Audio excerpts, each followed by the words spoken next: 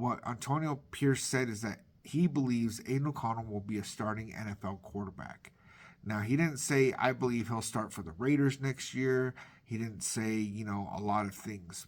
But when he said that, it says a lot to what Antonio Pierce really feels about Aiden O'Connell, which is also very weird because there was a question that came up after the game yesterday against the Chargers where Antonio Pierce was asked,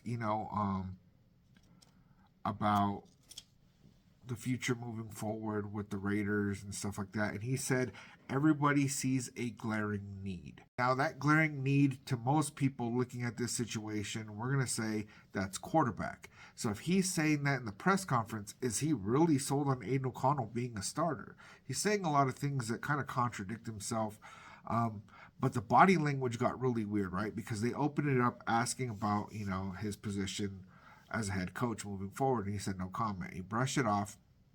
They asked a couple other pretty simple questions about Aiden O'Connell. They asked about Jacoby Myers. Jacoby Myers just passed 1,000 yards for the first time, so shout out to him. But then at the end, and it was maybe 3 minutes into the press conference, they asked him about if he has done enough to solidify himself as a head coach moving forward for the Raiders.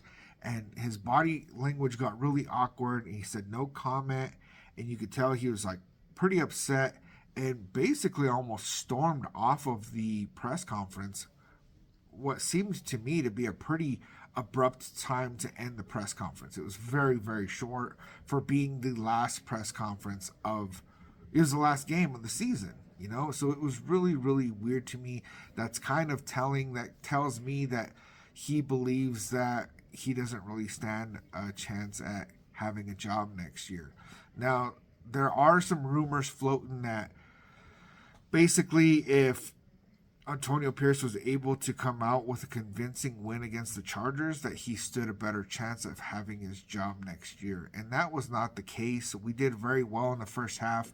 But once Aiden O'Connell threw that interception with 38 seconds left to go in the first half, the Chargers came down and scored a touchdown after that and a 2-point conversion, which put them up by 7. And the whole momentum shifted towards the Chargers after that. The Chargers came out and just kind of stomped on us after that. So it was a huge momentum shift.